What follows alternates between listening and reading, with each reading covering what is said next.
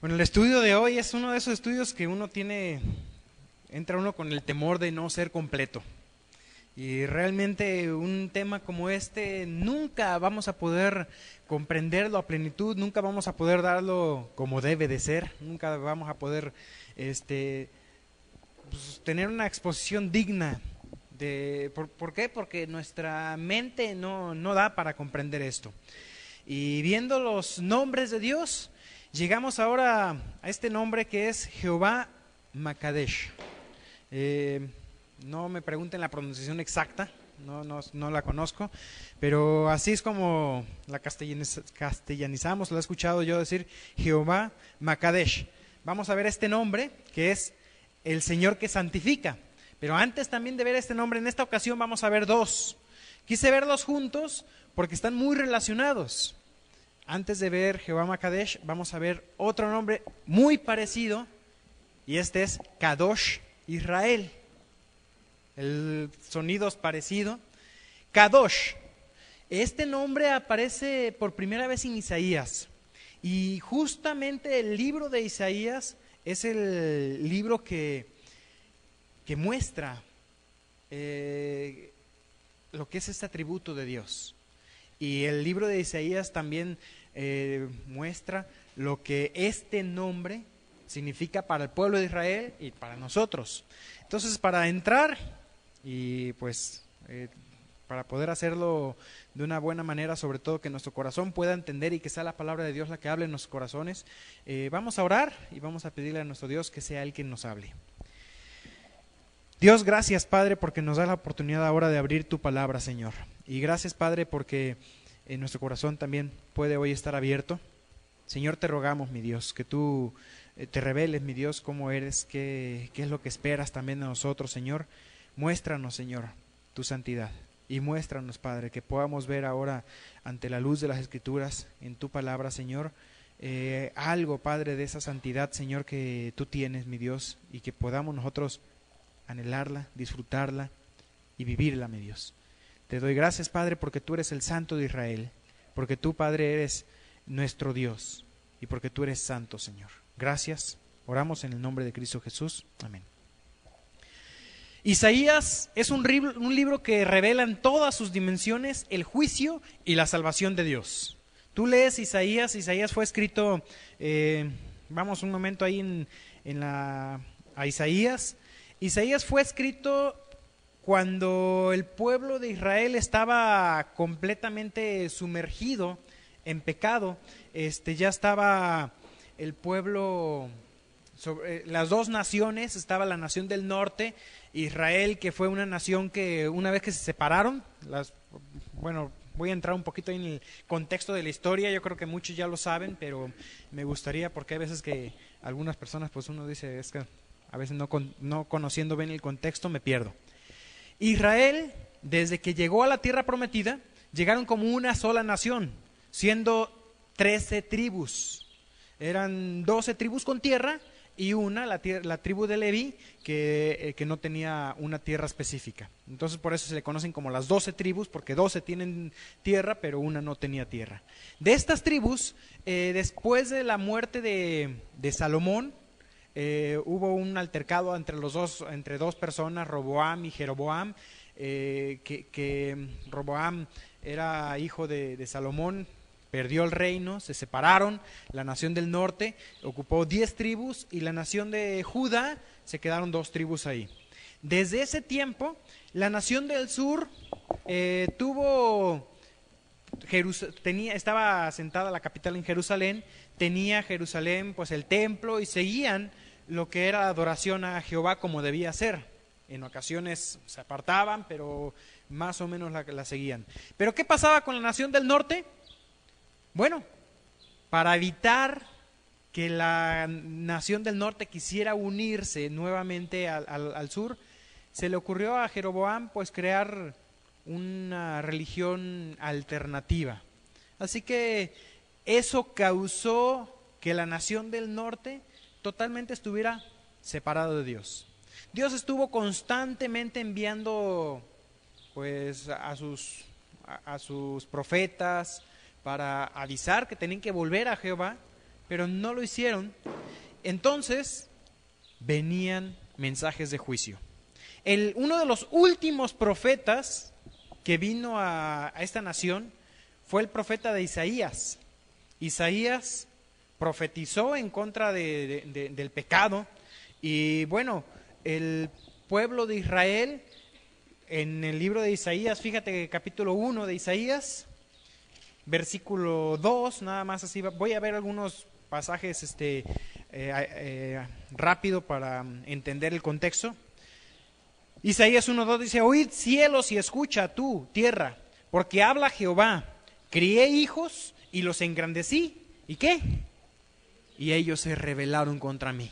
Entonces la nación de Israel era una nación rebelde. Si tú ves en 6, 9 y 10, por tiempo no lo puedo leer ahora, también en 42:7, habla de que es una nación ciega y sorda, que no quiere ver, que no quiere oír.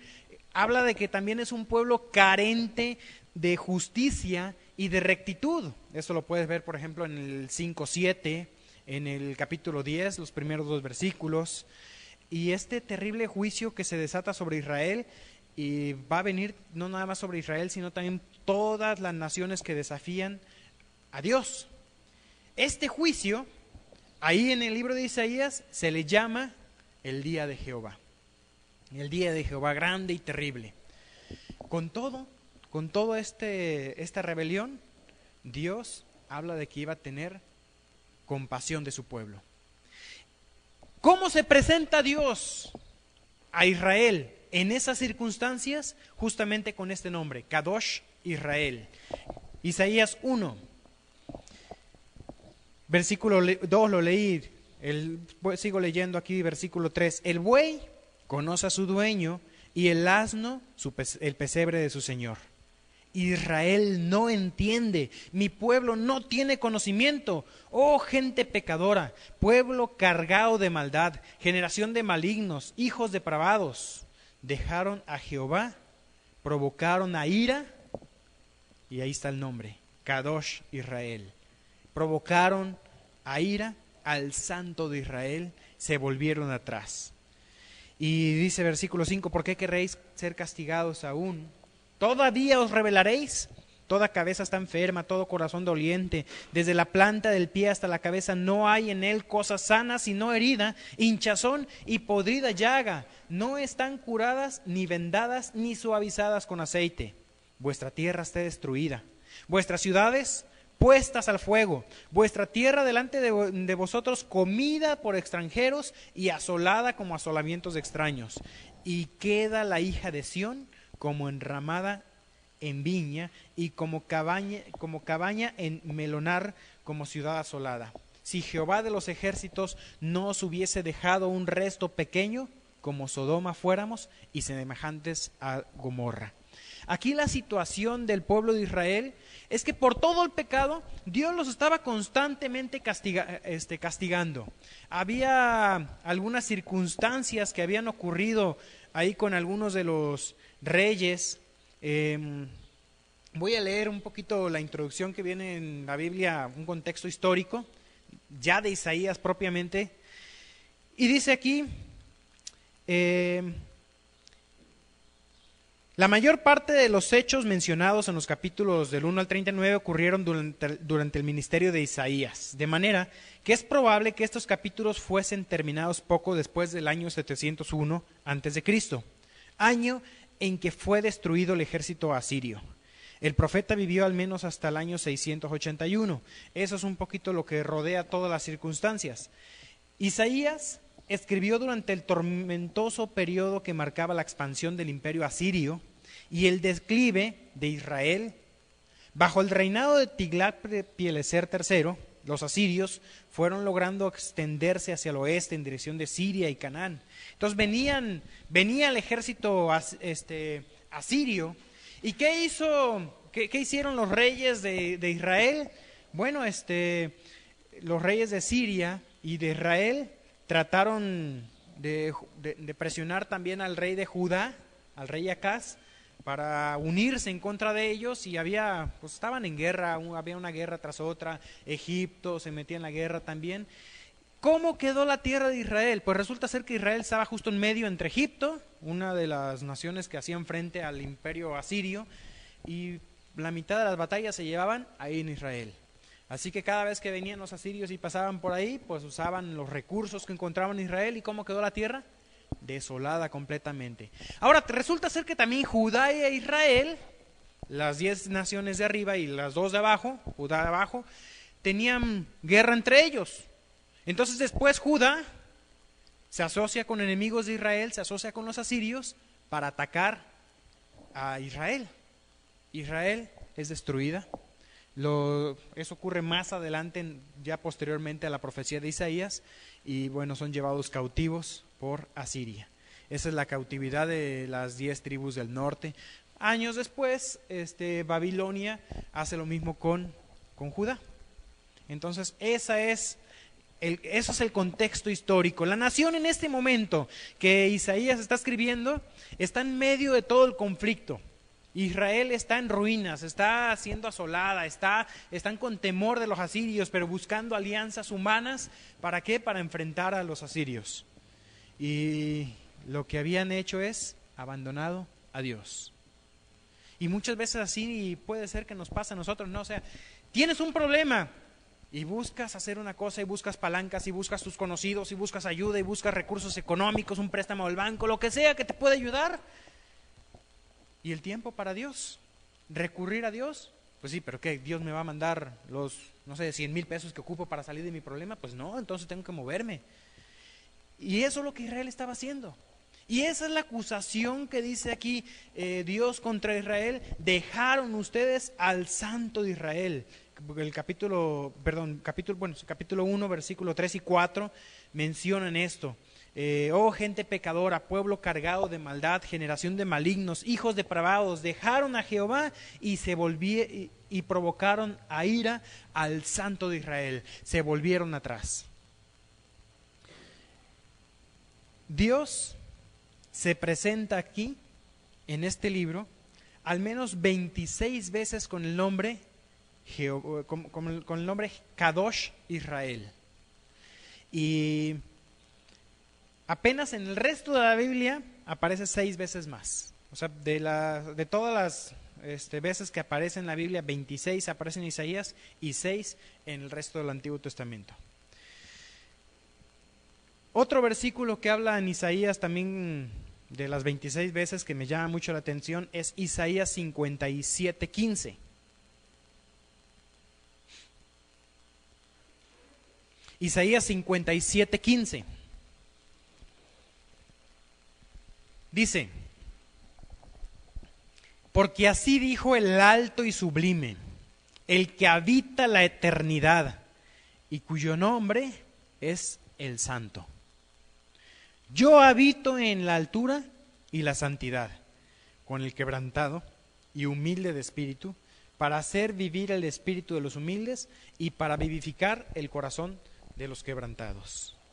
Y así se presenta Dios. Ustedes me han abandonado, pero estoy listo para recibir al humilde, al quebrantado.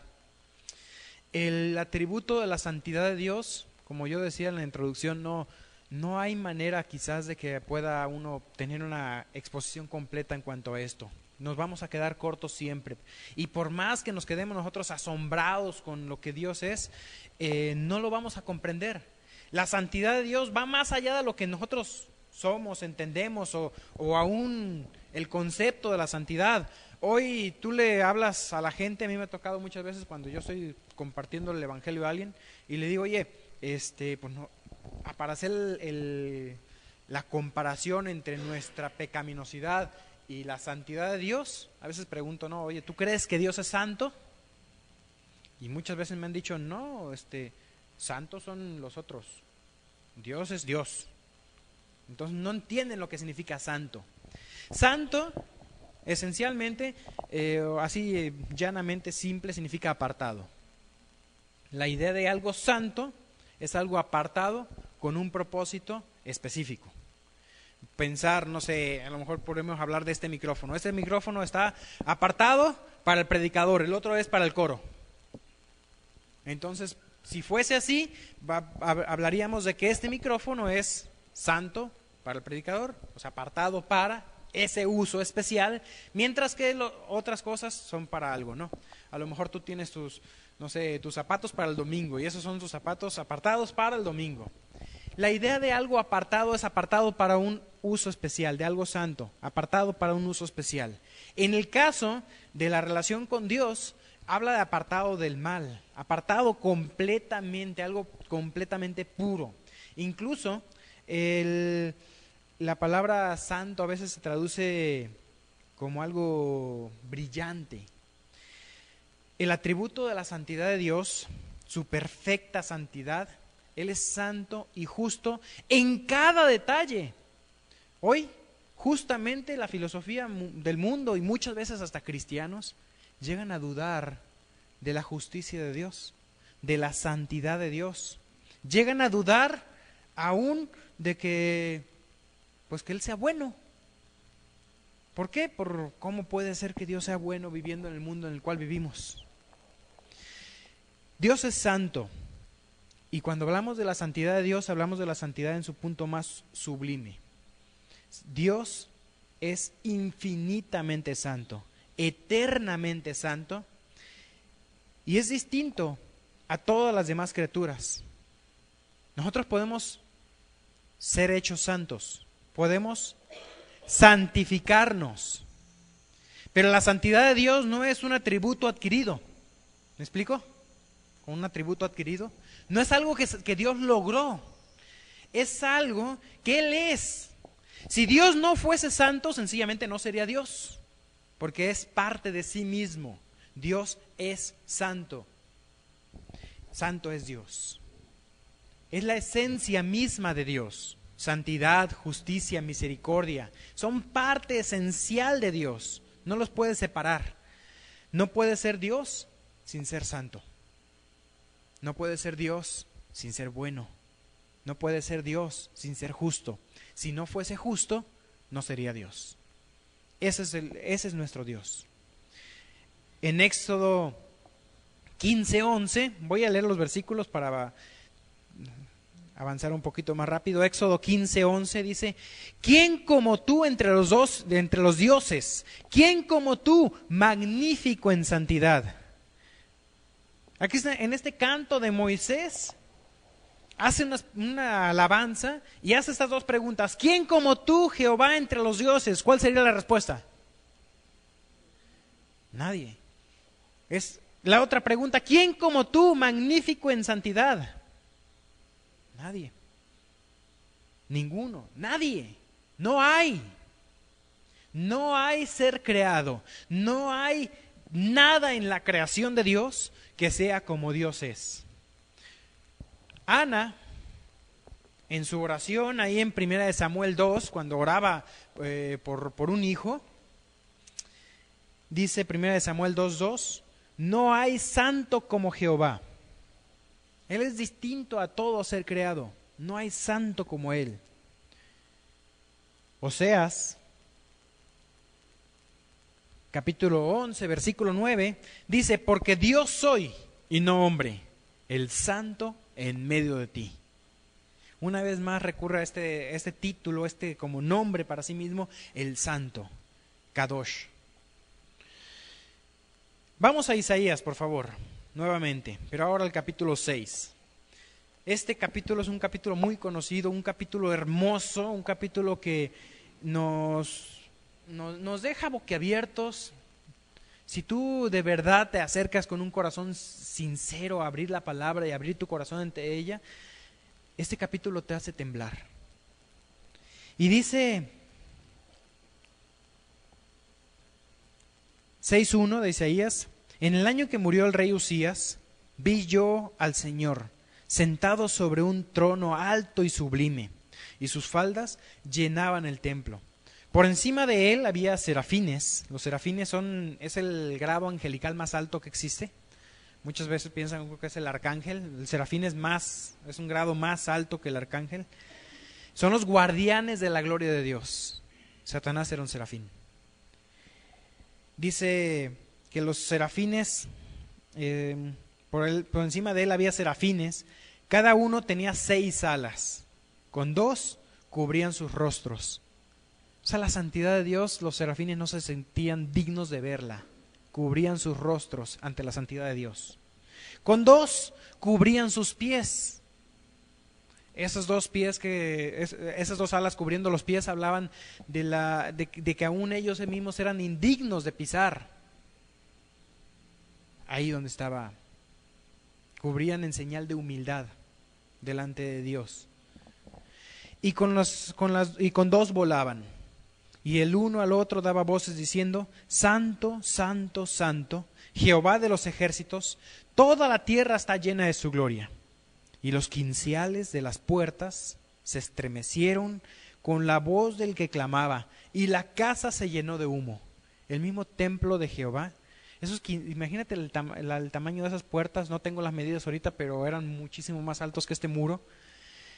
Temblaban las puertas con la voz de los ángeles. La casa se llenó de humo. El humo en muchas ocasiones también refleja la gloria de Dios.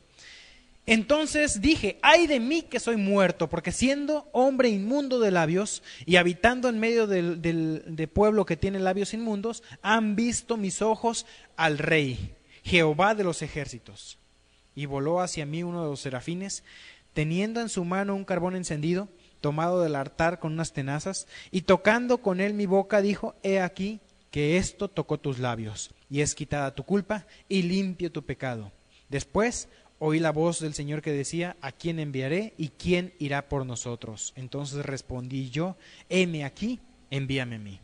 La historia la conocemos, el pasaje se ha usado mucho, y no es el propósito ahorita estudiar este pasaje en sí, sino el nombre de Kadosh Israel, el Santo de Israel.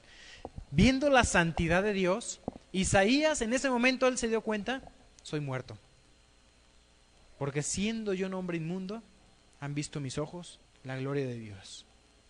Él sabía que no podía un hombre ver a Dios y vivir, ver la gloria de Dios y vivir.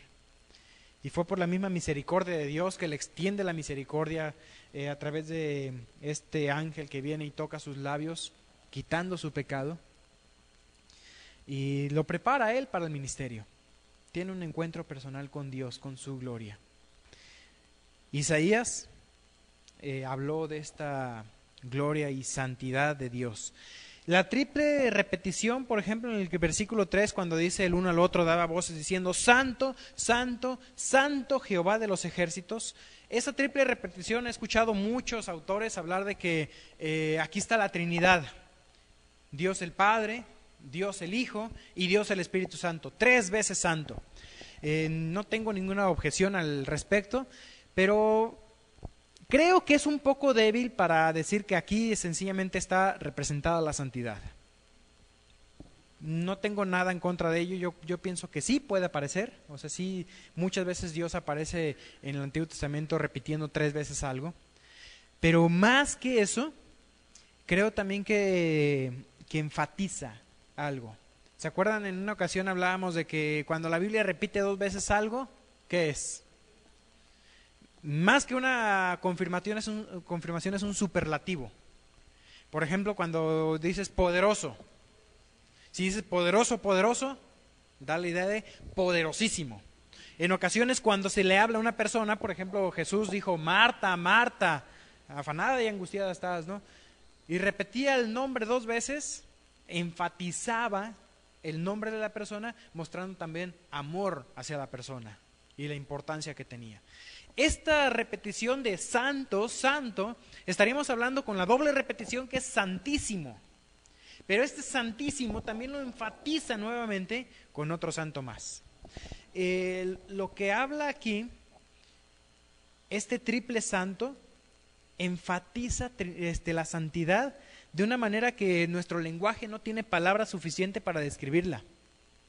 Repite la santidad de Dios. Es más que santísimo, es algo inconcebible e indescriptible. No puede ni siquiera un ángel describir la santidad de Dios, sino con una triple repetición de santo, santo, santo. Nuestro Dios 3 veces santo, no porque sea 3 veces santo en sí, sino multiplica su santidad de una manera perfecta. ¿Qué pasó con este encuentro que Isaías tuvo con con la santidad de Dios, él se dio cuenta que él era indigno. Y fíjate que es la tarea de Dios, el Espíritu Santo, hacernos conscientes de quién es Dios y de cuán viles e indignos somos nosotros. Esa es la tarea del Espíritu Santo.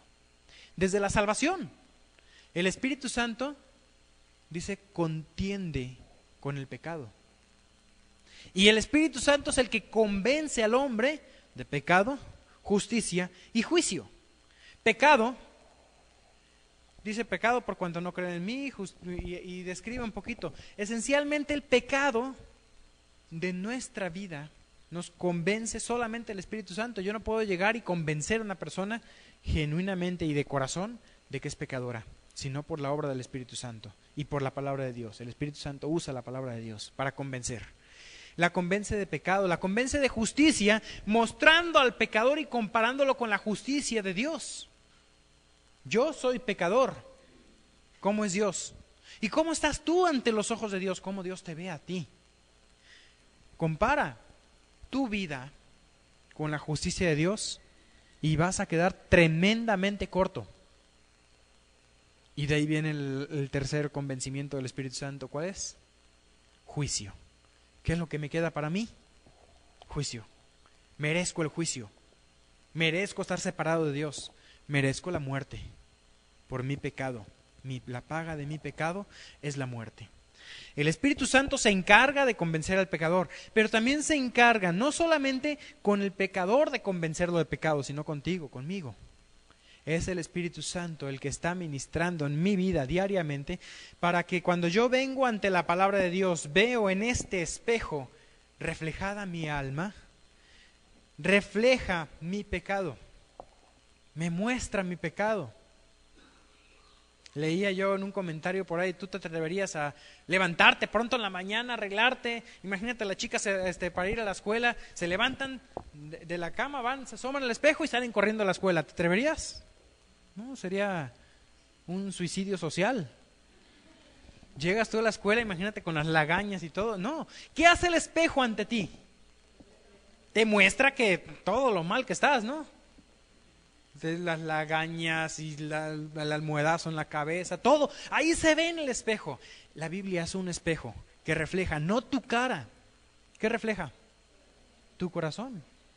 De ahí Santiago, cuando empieza a hablar de no ser oidores olvidadizos, dice, porque el hombre natural se levanta y va y se ve en el espejo, considera su rostro y luego se va y olvida cómo era. Pero el que mira atentamente en la perfecta ley, la de libertad, y persevera en ella, no siendo oidor olvidadizo, este será, ¿qué dice? Bienaventurado en lo que haga. ¿Sí? La Biblia la usa el Espíritu Santo para reflejar tu vida. Y obviamente conforme nosotros vamos conociendo un poquito más y adentrándonos en la Biblia, a lo mejor tú sales de bañarte y el espejo está todo empañado, hay que limpiar un poquito eso, y es parte de que tu alma esté limpia ante los ojos de Dios. Que tu vista no esté engrosada, tu corazón engrosado, que no sea como lo que ocurría al pueblo de Israel cuando dicen ustedes están ciegos y sordos. Y como cristiano puede ser que esté ciego o sordo, es que yo abro la Biblia y ni me habla, Dios no me está hablando. No oigo la voz de Dios. Hablábamos, ¿qué pasa cuando yo no oigo la voz de Dios? ¿Qué podría haber ocurrido? Yo creo que hay muchas razones. A veces sucede que Dios ya te dijo algo y no quisiste oír. ¿Y qué pasa cuando Dios te dice algo y no oyes? Puede ser que lo único que tenía que decirte Dios es eso. A una persona sin Cristo, la palabra de Dios le es locura y no la puede entender. ¿Pero qué es lo que puede entender de la palabra de Dios? Que Cristo murió por su pecado. El plan de salvación. Y es lo único que tiene la palabra de Dios para una persona sin Cristo. Necesitas de Cristo. Tu pecado te condena. Mereces esa condenación. El Espíritu Santo te está convenciendo de pecado, justicia y juicio. Pero el Espíritu Santo te dice, necesitas de Cristo. Él te puede salvar. Y es lo único. ante el cristiano también, cuando llega el momento que dejas de oír la voz de Dios, analiza tu corazón. ¿Será que Dios ya me dijo algo que yo no quise oír? O sencillamente, ¿será que no estoy viniendo yo con una actitud correcta, mirando, perseverando en ella, mirando atentamente en la perfecta ley, la de la libertad? Porque Dios habla y Dios quiere hablarte. ¿Te está hablando? Escúchalo. Porque cuando no escuchamos, ¿qué pasó con el pueblo en Israel? Cuando oyeres hoy su voz, no endurezcáis vuestros corazones. Y se repite esa frase una y otra vez ahí en el libro de Hebreos. Si oyes la voz de Dios, cuida de que tu corazón no se endurezca. Porque puede ser que un día Dios diga, ya no hablo más con esa persona. Y eso es lo peor que puede pasar. Sería la desgracia más grande que le pudiera suceder a un cristiano, que Dios diga, yo con él no hablo.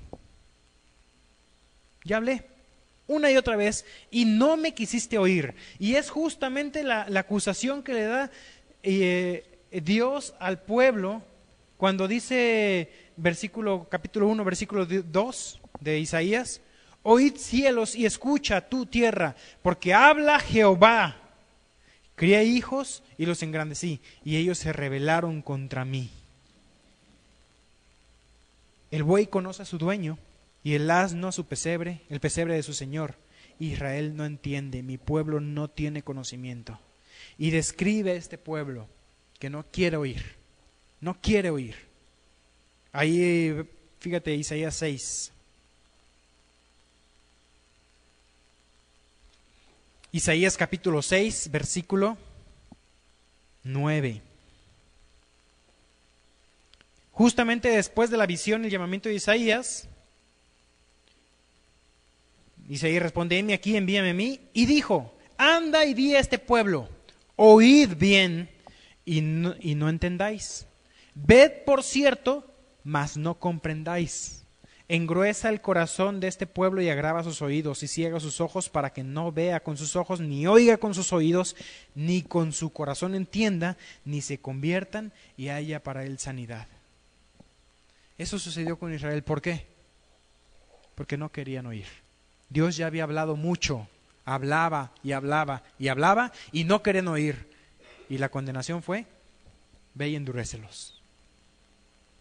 Háblales la palabra de Dios, porque la palabra de Dios puede provocar dos reacciones en el corazón. O lo suaviza o lo endurece. Y un corazón endurecido, la única solución para él es un quebrantamiento. Y entre más duro esté el corazón, más fuerte va a ser el quebrantamiento. Gracias a Dios porque Dios ha quebrantado mi corazón muchas veces. Porque si permitimos que se siga endureciendo, después es más doloroso. Dios tiene que quebrantarnos, muchas veces lo tiene que hacer. Pero qué hermoso es cuando el corazón realmente está suave, cuando reacciona, cuando está tierno ante la palabra de Dios. Y ese debería ser mi corazón día a día.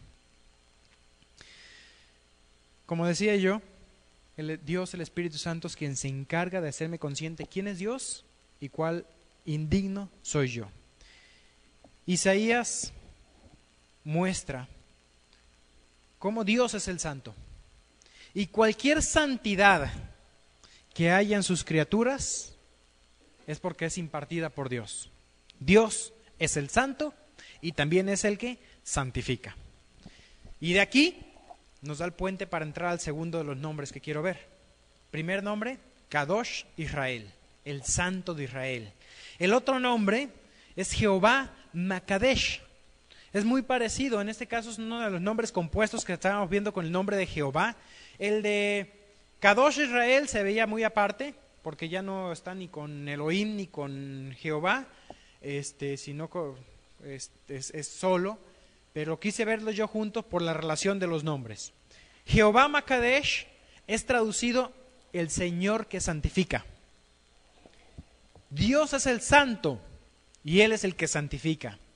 Makadesh literalmente se utiliza en la Biblia para usos como apartar, o sea, yo aparto algo, lo santifico, declarar limpio, santificar, consagrar o aún hacer brillar.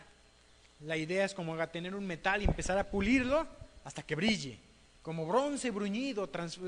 Esa idea muchas veces se ve en la Escritura, la santidad que brilla. Lo encontramos en varios pasajes, voy a leer algunos de ellos. Éxodo 31:13, a ver si quieren ayudarme ahí a buscarlos.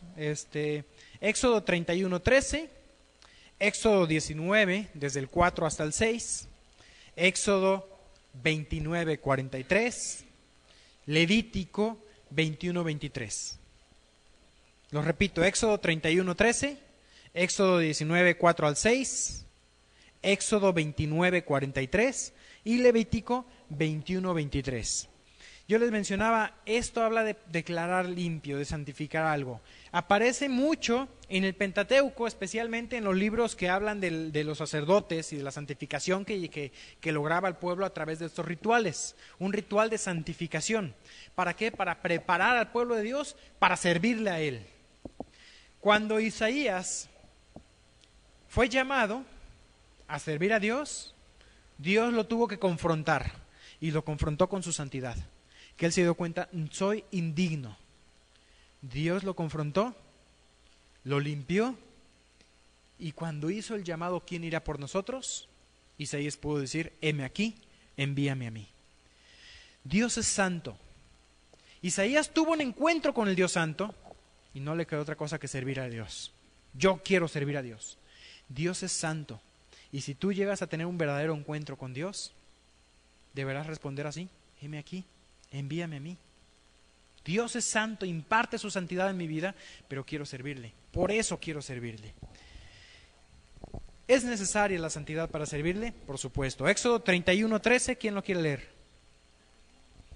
Aquí hablando del día de reposo dice, para que sepáis que yo soy Jehová Makadesh, Jehová que os santifico. Santificar un día, pedía al pueblo de Israel, para servir a Dios, porque Dios es Jehová, quien nos santifica. Éxodo 19, 4 al 6, ¿quién lo quiere leer, por favor? ¿Fuerte? Sí, por favor. Vosotros me seréis un reino de sacerdotes y gente santa, porque Dios es quien nos santifica. Él nos puede santificar y nos transforma en gente santa para servirle. Éxodo 29, 43 hasta el 45. ¿Quién lo tiene? Éxodo 29, 43 al 45, Lili. Fíjate el deseo de Dios de estar ahí entre el pueblo, y lo mismo ocurre entre nosotros hoy. Él quiere habitar. Él habita en tu corazón, pero el hecho de la morada del Espíritu Santo, Él vive en mí, no va a abandonar mi corazón, no va a abandonar mi vida, pero a veces que no permitimos que Él, por decirlo de alguna manera, si tu corazón no es una casa, no lo dejas entrar a ciertos cuartos. Hay partes que aquí no, de ahí para allá sí.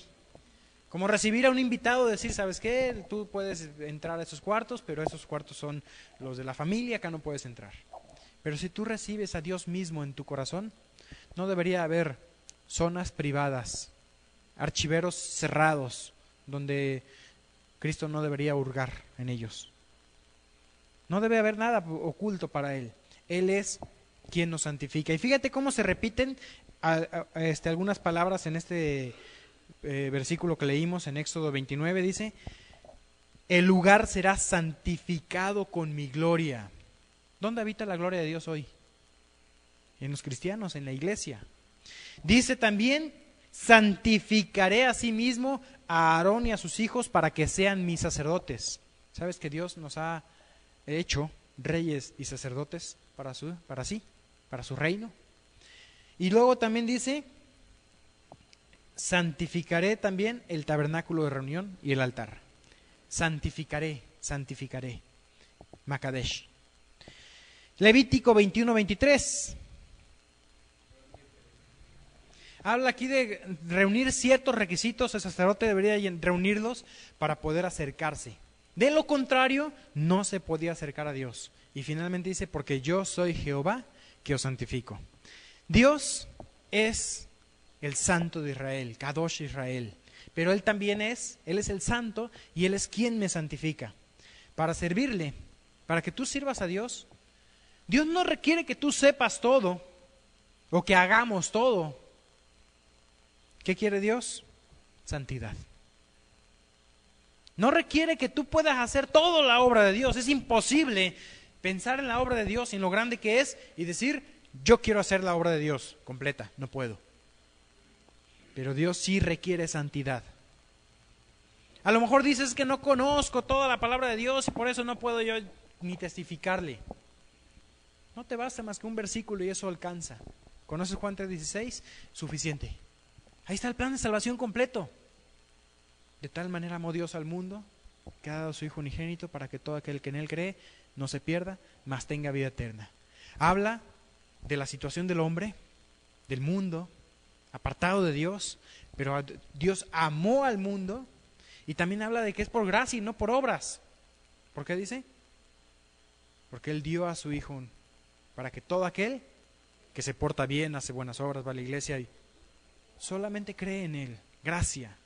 No se pierda. El plan de salvación, ese pasaje te basta para predicar. No necesitas grandes conocimientos, pero sí necesitas santidad. Sin la santidad, dice Hebreos, nadie verá al Señor. Cristo es el santo de Israel, es el santo de la iglesia, y Él es el santo, el que santifica la iglesia. Él es Kadosh, Israel. Él es Jehová Makadesh. Él es quien pone aparte a su gente. Voy a leer unos versículos. Hebreos 13:12. Dice, por lo cual también Jesús, para santificar a su pueblo, mediante su propia sangre, padeció fuera de la puerta. Cristo es quien logró santificar a su pueblo. Él es la base de mi salvación, pero también es la base de mi santidad y la base de mi servicio. No puedo ser salvo fuera de Cristo. No puedo ser santo fuera de Cristo y no puedo servirle si no es por Cristo. Él me dio esa posibilidad. Primera de Pedro 2:9 dice, me encanta este pasaje porque se relaciona con todo lo que venimos hablando. Primera de Pedro, capítulo 2, versículo 9. Es conocido, dice, mas vosotros sois, y me encanta a mí enfatizar esta palabra, yo la tengo marcada en mi Biblia, tú eres, vosotros sois, y aquí describe lo que eres, linaje escogido, real sacerdocio, nación santa, pueblo adquirido por Dios, eso es lo que somos. ¿Cómo fue posible esto? ¿Cómo fue posible que yo sea un linaje escogido? Porque fui elegido en Cristo. ¿Cómo pude ser un real sacerdocio de reyes? Solamente a través de Cristo. Una nación santa, un pueblo adquirido por Dios. Me encanta pensar lo que soy, pero no me puedo quedar ahí. Porque fíjate la siguiente palabra, lo que me faltó de leer, ¿qué dice? Solamente esa palabra. Solamente la primera palabra. Para. Tú eres, pero eres ¿para qué? ¿Para qué somos linaje escogido? ¿Para qué somos real sacerdocio? ¿Para qué somos nación santa, pueblo adquirido por Dios? ¿Para qué? Para que anunciéis las virtudes de aquel que os llamó de las tinieblas a la luz admirable. Para eso somos lo que somos. Somos eso para servir a Cristo. Entonces podemos nosotros amarle, servirle, porque Él es el santo y Él es quien me santifica.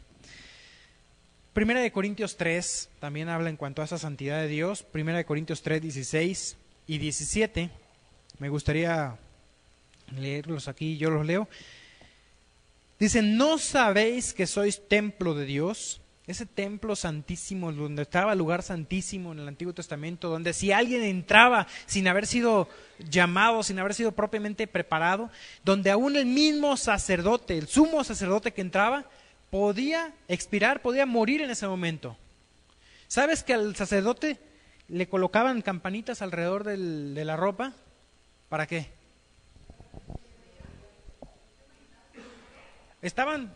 Todos estaban allá afuera, estaba dividido el lugar santo del lugar santísimo con un velo y ahí estaban los sacerdotes. Si escuchaban las campanitas sonar, es que estaba vivo. Cuando dejaban de sonar, ya se preocuparan. Entonces, ¿qué hacían? Tenía una soga atada al pie y dice que eso dice la tradición, lo jalaban. Lo de las campanitas sí está en la Biblia, lo de la soga en el pie ya es parte de la tradición que dice que lo amarraban y lo jalaban, porque ahora sí que ahí quedó. ¿Por qué? Porque no estaba listo. ¿No sabéis que sois templo de Dios? Tú eres templo de Dios y que el Espíritu de Dios mora en vosotros. ¿Qué acaso no lo sabes? Si alguno destruyera el templo de Dios, Dios le destruirá a él, porque el templo de Dios, el cual sois vosotros, santo es. Ese es el templo de Dios. Somos templo de Dios. ¿Cómo está el templo? ¿Cómo está tu vida? ¿Tu cuerpo es santo? Dios lo quiere santo. Es donde Él habita. Él quiere que vivas una vida en santidad. Todo lo que destruya su templo, esa frase de destruir su templo tiene una doble aplicación. Aplica al cuidado de mi cuerpo físicamente, y tanto física como espiritualmente, de mantener mi cuerpo santo, pero también de la iglesia. Enfatiza también que si algo destruye a la iglesia de Dios, cualquiera que atente contra la iglesia de Dios, incluso división o cualquier cosa que haga alguna actitud mía que afecte a mi hermano, es destruir la iglesia, destruir su cuerpo. Si alguno destruyera el templo de Dios, Dios le destruirá a él, porque el templo de Dios, el cual sois vosotros, santo es. Dios en Cristo nos ha santificado. Miren esto. Dios el Padre muestra en el Antiguo Testamento que Él es Kadosh Israel, que Él es Jehová Makadesh, que Él juzga, el mensaje de Isaías es este, juzga al pueblo por su pecado, pero lo santifica y promete, está lleno de promesas el libro de Isaías, hermosas, pero no puedo gozar esas promesas sin entender primero mi situación. Dios el Padre es el Santo y contra Él he pecado. Dios el Espíritu Santo es quien me muestra, quien siendo el mismo Dios y también aborreciendo el pecado como Dios es, Él me muestra mi pecado, me muestra lo indigno que soy frente a la santidad de Dios. Dios el Hijo, Cristo, siendo Él mismo Dios en toda plenitud, Él es quien, siendo el Santo, ha provisto la manera de santificarme. A quien no conoció pecado, por nosotros fue hecho pecado, para que nosotros fuésemos hechos justicia de Dios en Él. Dice también en Isaías, hablando de Cristo, mas Jehová cargó en Él el pecado de todos nosotros. Cristo cargó mi pecado para santificarme. Esa santificación que Dios logró en mí a través de Cristo, Dios logró lo que llamamos una santificación posicional. Cuando Dios te ve a ti, si tú ya recibiste a Cristo en tu corazón, cuando Dios te ve a ti, ¿a quién ve? A Cristo. ¿Sabes por qué? Porque cuando Dios veía a Cristo clavado en la cruz, adivina quién vio. A ti. En la cruz, Dios me vio a mí. Hoy, en mí, Dios ve a Cristo. Cuando tú te acercas en oración y oras en nombre de Cristo, llega la oración a la presencia de Dios llevada por el mismo Espíritu Santo y la ve el Padre como si fuese el mismo Cristo quien la realizó. Es una tarea de la Trinidad completa en la oración. Oro al Padre en el nombre de Cristo por medio del Espíritu Santo. Y está completa ahí. Una santificación posicional. Pero esta salvación posicional tiene que traducirse en tu vida real, práctica, porque es ahí donde vive el Espíritu Santo. Tu vida, una santificación práctica. Posicionalmente eres santo. La Biblia está escrita y constantemente habla de los santos y fieles. Pero tu vida puede no ser santa en la vida diaria. Y hay veces que la gente confunde un poquito. Por ejemplo, un pasaje que si no entiendo esta diferencia entre la santificación posicional y la santificación práctica, me confundiría. La salvación tiene que ver con esa salvación. O sea, hay salvación en mi pasado. Yo fui salvo en el pasado ¿de qué? Cuando recibí a Cristo, Cristo me salvó de la condena del pecado. Pero hoy en día estoy siendo salvo ¿de qué? Del dominio del pecado en mi vida, santificación. Y un día seré salvo del pecado. ¿Por qué? Porque Dios me llevará a su presencia y no habrá más pecado en nosotros. ¿Te das cuenta la diferencia entre los tres tiempos? Salvación en el pasado, el día que me encontré a los pies de la cruz. Salvación en el presente, santificación. ¿Debo ocuparme en ella? Sí. Salvación en el futuro, la glorificación, la venida de Cristo, el rapto, o aún cuando yo muera y esté en su presencia. Filipenses 2:12, sería difícil si yo no entiendo esa diferencia. Dice, por tanto, amados míos, como siempre habéis obedecido, dice, no como en mi presencia solamente, sino mucho más ahora en mi esencia, ocupaos en vuestra salvación con temor y temblor. Bueno, ya estamos por terminar. Les voy a pedir un minutito nomás de silencio aquí para terminar.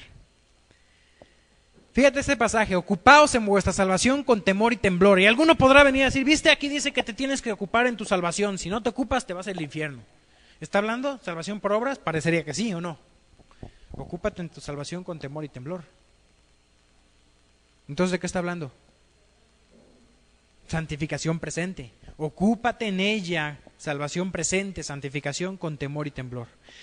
Primera de Pedro 1:15, si no, como aquel que os llamó es santo, sed también vosotros santos en toda vuestra manera de vivir. Dios es santo y Dios espera que tú seas como Él es. Vamos a orar.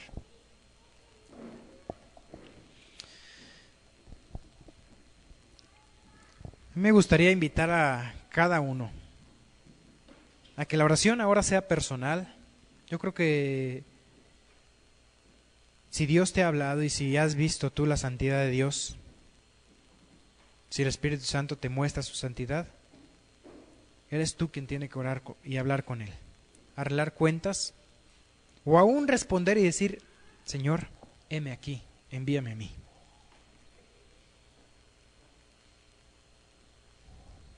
Acércate a Dios en oración y haz tu oración personal.